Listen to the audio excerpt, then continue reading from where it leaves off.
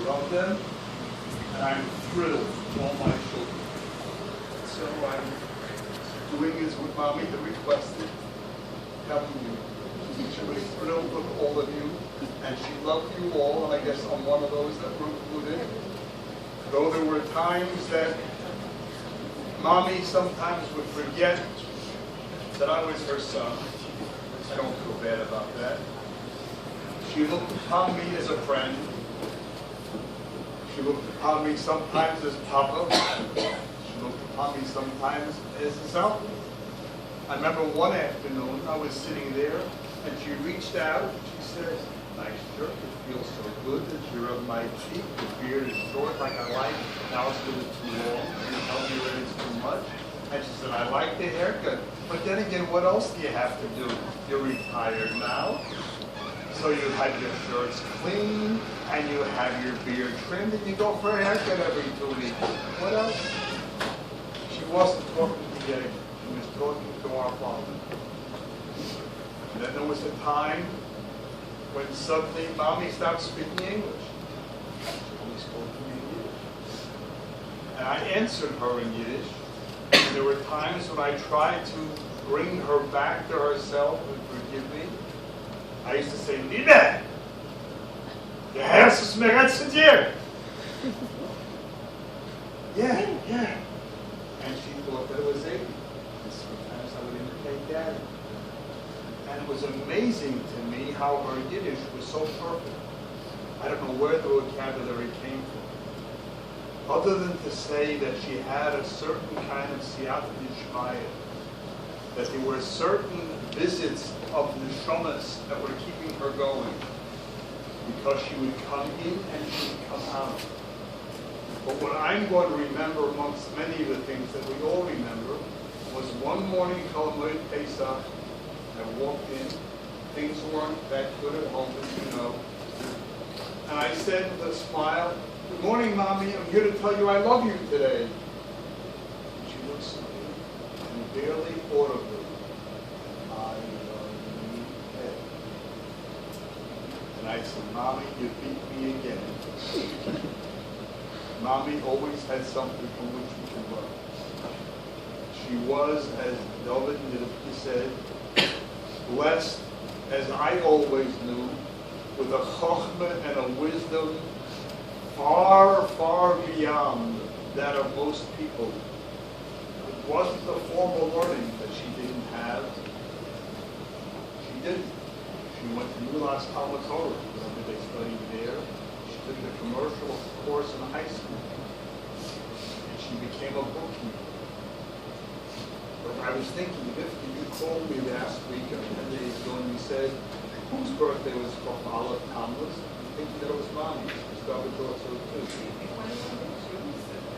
Absolutely incorrect. Mommy was born Friday in Shoidish. Look at a Luach and you'll see Kishnish Nasol, 1917. Shoidish on a Friday. Erev Shabbos Parshas Mafetz Matzah, which is the stomach Shabbos. So you'll know that I remember hearing this from Zadie. I used to teach her when I was a kid and say, even though the halacha is Kishnichnas of Matin the Simcha, we're lucky because you were born, so we have reason to be happy. This takes me maybe to something totally different. I said to Yoda when he spoke, I listened. I said if you give me a Gemara unit and a Mishnah Chelik Vav, we'll see, I would respond to the Gemaras that he quoted, both to the Asherechem, which is a unit Pei of the days, and to the Haloch of Erev Yom Kippur, which is on Tov Reish Nun. There's a one-liner that is a shtik musar that your Zadie would have said to you if he ever had the time to learn it with you. I never learned it with my father either, but I know that he used to like to make a shtuas out of a Mishnah and out of Halochet. So maybe I won't take everybody's time then, but I'll learn that with you, and then just to tell you this fast for everybody. Whatever the unit says, Asherechem Yisrael, Name Yatem Ataharim, Umimatayat Esra. Then the Gemara talks about mikveh, and then it concludes. So What does it mean? Ashreichem Yisrael. There are two types of Balei Tshuva in the world. There is a Baal Tshuva who recognizes his own flaws by himself, and he comes before the Rebbetzin Libby and he says, I want to become Torah. I recognize my shortcomings. I recognize my sin. Abel. And he becomes an Abel, a mourner, because of the wrong that he was kafir and Hashem Yisborah. And he stands before him and he says, and God is Mekabel in Ba'ava. Because this is the greatest level of Tshuva of someone who is away. The next part says, who is going to come and purify you? The Gemara says, this is a person who doesn't come on his own, but he has to have, like the Gemara in Berachos of 8 tells us, that he's visited by Avedas. He's visited by illness, by sickness, and by pain, and by tzores, until he opens his eyes and he sees that which befalls him is also min hashamayim. And then after he sees that it's min hashamayim, the Gemara says, you remember, you fashresh b'ma'asod. You look into your meisim and see what it is. And after your mafashresh b'ma'asod, when you don't see what it is, Teila bebitul teira. Say it's bitul teira. Miriam remembers the word yifashresh because Daddy and I spoke about this Gemara. Yifashresh, and Miriam sat there and you heard Daddy discussing Yifashresh b'ma'asod. She learned a lot sitting when we had these conversations. I was very lucky that Daddy was on a madrege, we could talk and I could remind him and he would remind me. It was a wonderful kind of thing. Teila bebitul teira, the Gemara says. And if you can't be Teila bebitul teira, then the Gemara was Teila ba'ahava. These are Yisurim that come to you with love, because the Almighty sees that you are Kedai, you are worthy, that He should spend time with you. Even if you didn't think He was worthy, that you should have come to Him first. And the Gemara concludes, Mikveh Yisrael Matayr. The Jews are from Torah and Mikveh. What's the mile of a Mikveh? A Mikveh b'min koyba imedus. The Mikveh stays in its place. And in order to become Torah, you have to go to the Mikveh. You have to come to the place. And once you come to that point, the place, so whether it was because you had the wisdom at first, or because the Rebbetzin Libby had to poke you, in the end, Ashreichem Yisrael, and everybody has this truth. This is what I understood from my conversations with Daddy, and this is the understanding that all of us need to realize. This is what Mommy and Daddy lived for. Purity, sanctity, a relationship with the Rebbetzin Libby. And though I disagree respectfully with the Rav who spoke earlier, Yomer, you're not a Talmud of Zaydi. I'm not a Talmud of Zaydi, and I always told him I thought I was the best one in his excuse my ego. We were all Talmidim of Reb David. The only Rebbe that he had others. But that Reb David, if you have to ask all of us, he permeated all of our lives. There's no other conversation about this. Sorry. No, that's... No. But, as I said, I wasn't going to get into this, but I'm the Mishnah I'll tell you, look at it yourself. You look at what the Mishnah writes in Tov Dei Shlum about having to ask Mechila, and then the Mishnah puts a one-liner in there. I'll show it to you, you'll enjoy it, it's fine. But my brother, David Zelazayin Gizun, talked about Achad Godol, the big brother. I had made up my mind that I wanted to talk about my big sister. I always call her that. She says I'm bigger than she is. And you, Dina, my little sister, I can remember something too, and I'll tell you a quick story. You were 4 years old, and you had your new two-wheel bike with the training wheels on it from Lincoln store. And and I was getting ready to leave to go to yeshiva, and you said, he's never going to come home again. He's leaving. He's going to go to yeshiva, then he's going to learn, then he's going to get married. I'm losing my brother. He'll never be home again. In some respects, you were right. He didn't come home again, in truth. On the other hand, I never left home either. And you didn't lose me because I'm here and you're here. And my other sister, very special, and I've got a drawer full of this specialty. I have an envelope full of them now. If you pulled out a crumpled $1 bill when I was leaving for yeshiva. And money was important, as I said. I was the one who was told to fold it and put it in my pocket. The Ifke was told the other thing about the fish.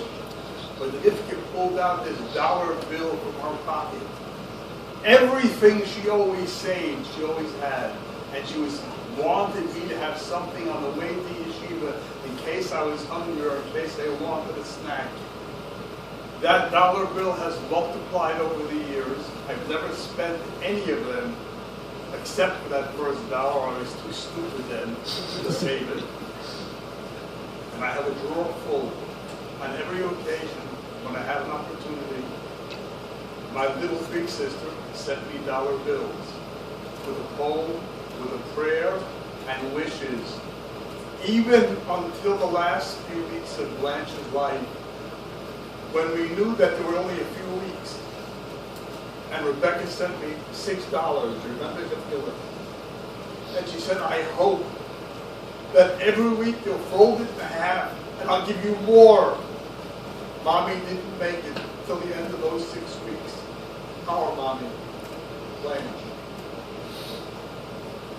But one thing I can tell you, that our mother, Libby, and your mother, my wife, Blanche, had a very close relationship.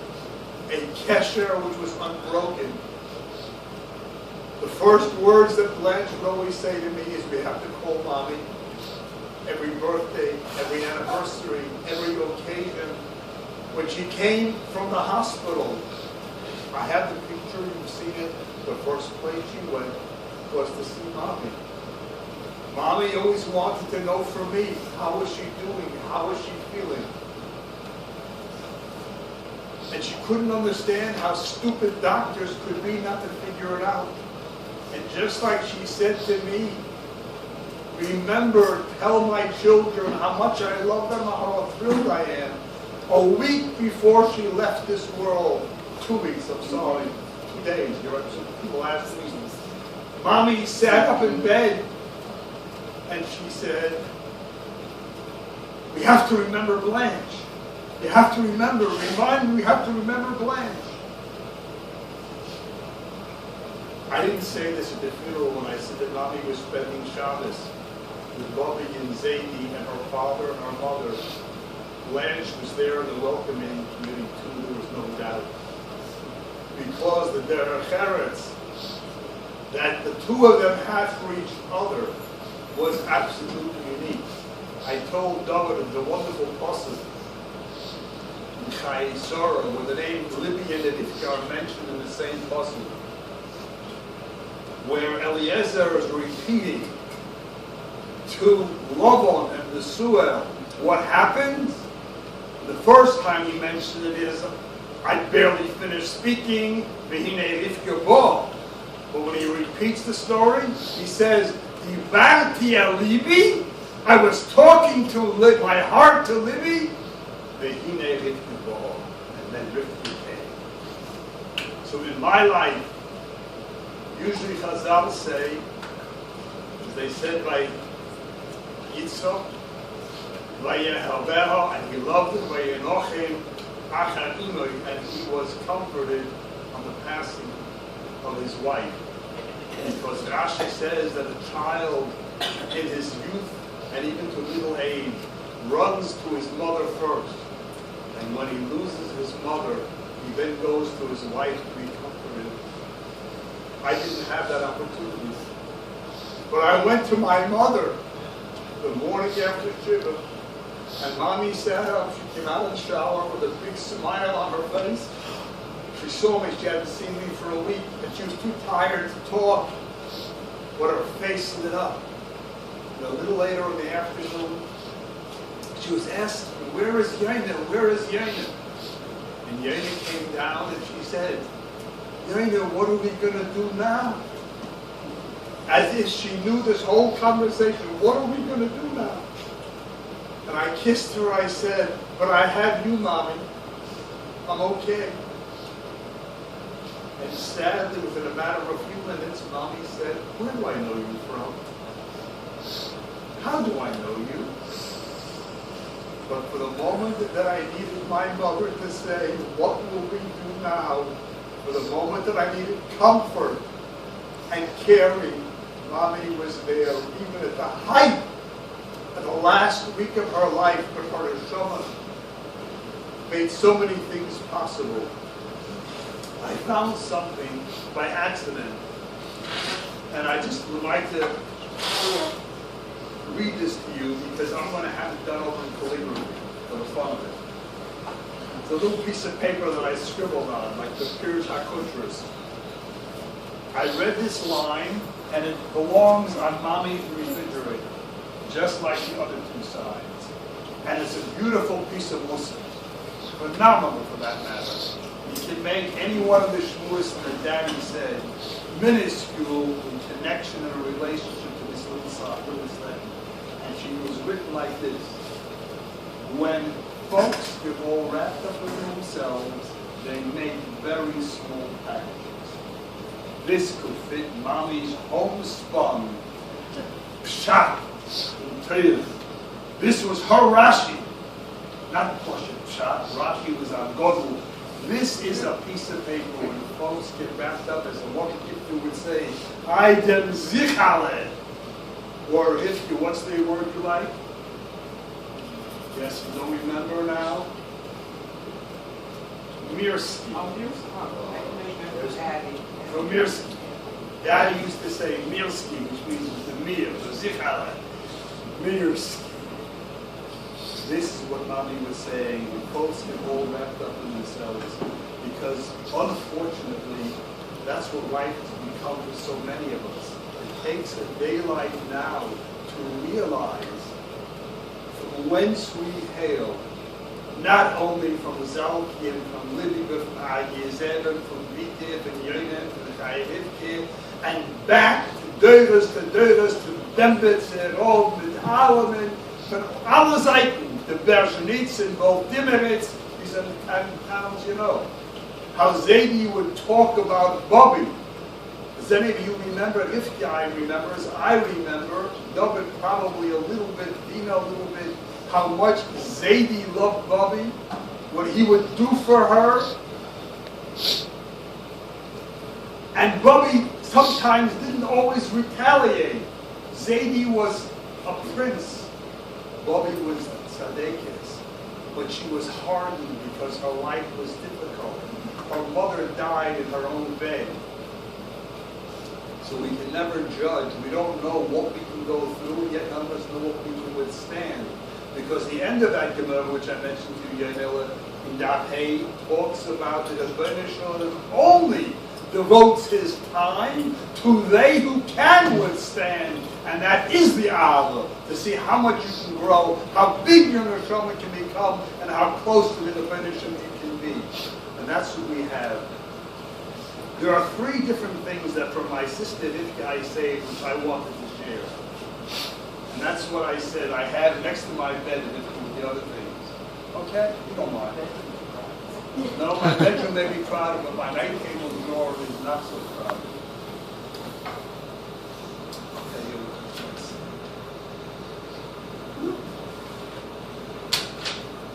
There are a couple of things here. Oh my God. Yes, it is. Okay. Try to photocopy. First one was written pretty close to Parshas Veshana. The Lord mentioned the pasuk Shiluach HaKam. Shiluach HaKam. So the Rambam on the pasuk of Oso as Beno, and then he talks on Shiluach Hakam. The Ramban quotes the Rambam in Lev Nevuchim, and he uses the exact words Ahavas Ha'em V'Chelotzo L'Bnei Pito, that a mother, animal or human, there is no distinction because a mother's love knows no bounds. And this is why there is a din of Oso as Beno, and this is why there's a mitzvah of Shiluach Hakam. So when my Rabbi passed away, it was that period of time. Sorry. Almost 40 years. That's right. I asked the one. The names I don't remember. Bobby came. I'll tell you, let me read this to you, and you'll hear and you'll understand. And then you'll figure out when Bobby came and passed away, it was in the summertime to be exact. It was the summer that Jonathan was born in February, and this was the latter part of the summer, so Jonathan was 5 months old at that point. We were in the bungalow colony. So it's 41? 42 years. So 41. 42 years. You were in the bungalow then, and we were in the bungalow with you. And Hifki wrote as follows: My dearest mother, the right thing really is, and I don't know what happened there, for me to be with you, forgive my being away, because the Leviah, Hifki was there. Without a question, she can even remember what I said, and the other can remember what I said about the crumpled dollar bills. You love these days, right? Crumpled $5 bills and stuff. I'm certain that you do, of course. Please be strong, and your emotions sometimes hide. I think of you always, though I can't be at your side. Life must still go on, as death has passed our way. Rabbi is no longer here. Hashem has taken her away. She lives within our hearts.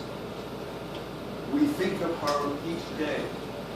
Our eyes fill up with tears with Hashem should always say, I love you, Rebecca. It could have been written today and shared now, because we talked about Rabbi and Zadie, and that's why I'm happy that I brought this with me. Yes. Okay. And now the next one. Rebecca writes, Erev Shabbos Kodesh, August 5th, 1979. I wrote Erev Shabbos Kodesh. A day zested. Okay. I must have seen something from Daddy right before that. You know, the next one I'm going to read you because of that, as I told you. And if you want, you know what, get me a Chelik album for this computer, please. And open to Seudah Menzion. The family got together, dearest mom, the family got together. Its captain was at the head. The family got together, and this is what was said. Zadie's gone to rest. Unquestionably, he was the very best. We can no longer be the same. We're left with his beautiful name.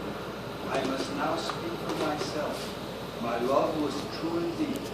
His heart was warm and full. His hand cold.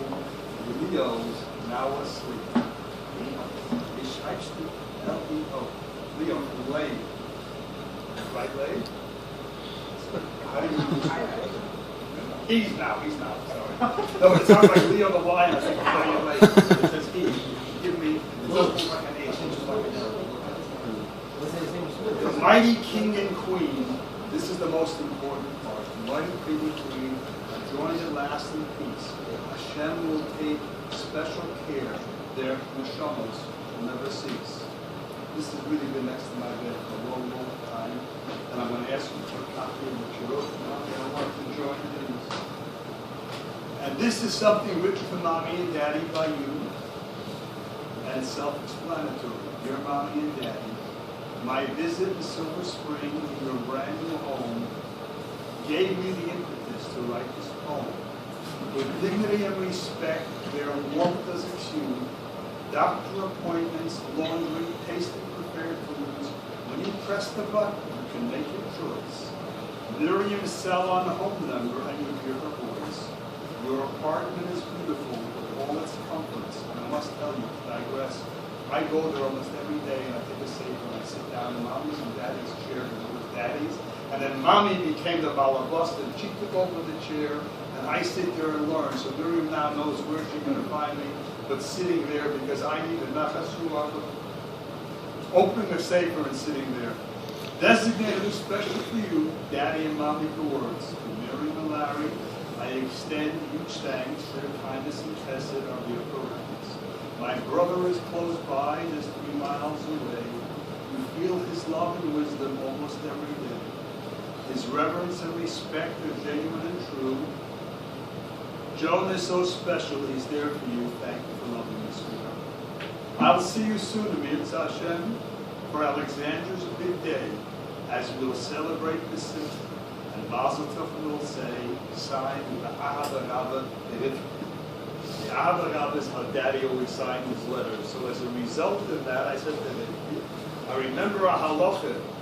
Well, you said you're a Talmud Chacham, you wrote Erev Shabbos, and you wrote the Ahava Rabba. Now I'm going to tell you, Ora, this is for you, sweetheart. The night Daddy had a heart attack in your house, and David came running over to tell me because David was outside with him. And Mati, our cousin, she said to me very quietly, Jonah, your brother is outside with your father. I think you better walk out and don't tell anybody. So I just said to Blanche, I have to go. She said, where are you going? I said, I was told, told not to say, who should I talk to my wife? And Mommy knew how to keep her mouth shut. So I said, something happened to my father, and if we can't find out, I've got to look at it. And Mommy was angry at me.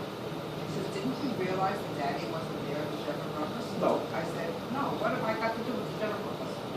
Right, I'm saying, you don't listen. Mommy. Anyway, we went down and we went to the hospital. When we got there, we went through his pockets.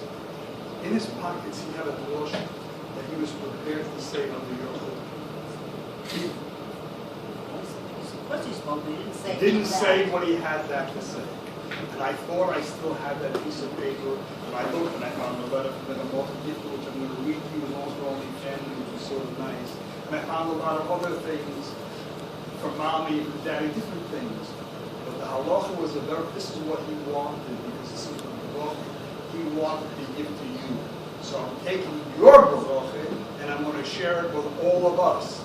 And hope that we will take this bracha from them, and now we become the parents and the bubbies and the zadis, and we're going to continue with this bracha as you said in your home, and we will pass it on.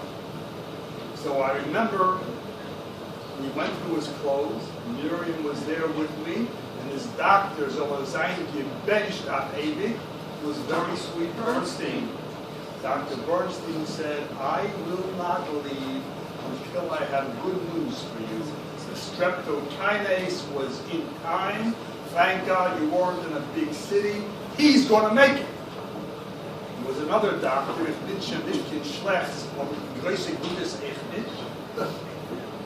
sat there and said to you and to my mother, I don't think he's going to make it. And I looked at this doctor and I said to him, so-and-so. I called him by his first name. I knew him from Yeshiva. And I said in Yiddish, Wo kommt es dir reden a solche Narrigkeit? Als Freund soll weinen und ein Kind soll weinen, brauch sich ab von da. I imitated the more so he knew where I was coming from. So he ran over to me, got to me, so this doctor ran over to you. I didn't understand what you just said.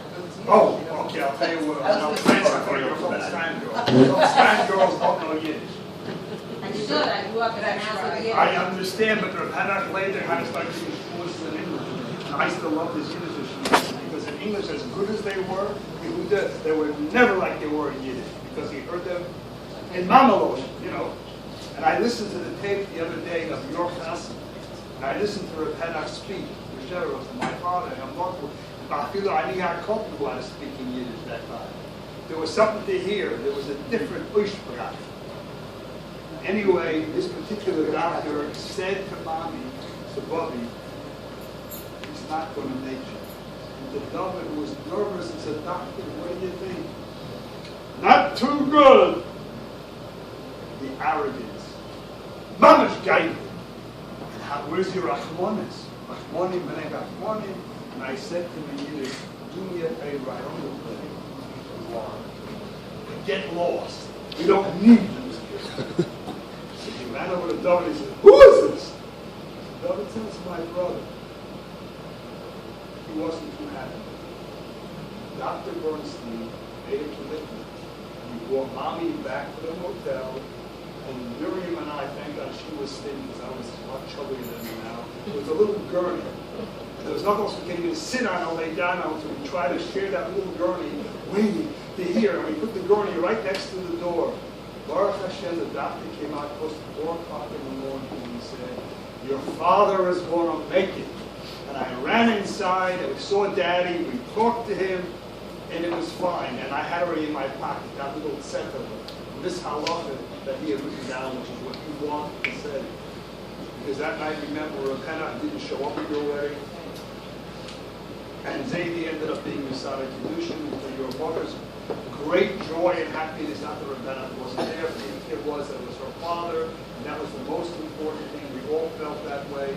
In our family, it was all of my kids. The only son that I did marry in my family was Danny, because Danny, I'll tell you this, wanted his father to be Masada Kedushin. And I said, I have to ask Daddy. And Mommy, our Bubby, Zozi Hovna, was thinking at 8 and said, you don't have to ask Zadie. I'll take care of it. I think he has a right. And I'm going to tell Daddy, he'll read the Seudah. So despite the fact that Daddy felt like Seudah, Gitman HaShamas, to the Shamas, it's no big deal, he did it. And then we started a new tradition in Danny's wife's family that his father was spoken to the pulpit, and they were zeicha that his shver, until he passed away, spoke under everybody's pulpit, and Yirtzeh Hashem in July. And Mishashu Ba'al, I will be the Masada Kedushin for Shimon. My first amigo that I'm going to finally stand under the pulpit because now I finally become Rabbi Gewirtz. Till now I've been Yaineh, and I'm zeicha at 72 and a half years old that I can do this. But here's the halacha I want to share. It's under the heading of Dinei Birchas HaShachar, the laws of Birchas HaShachar, and then it goes on to Birchas HaTev.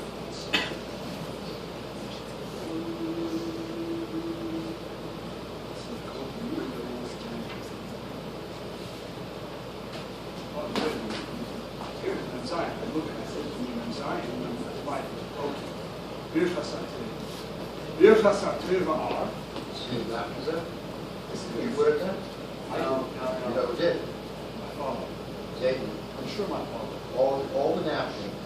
I'm sure, All because the I do sperm. some of my sperm now too. And I get confused, because Daddy learned from my sperm and I learned from his sperm.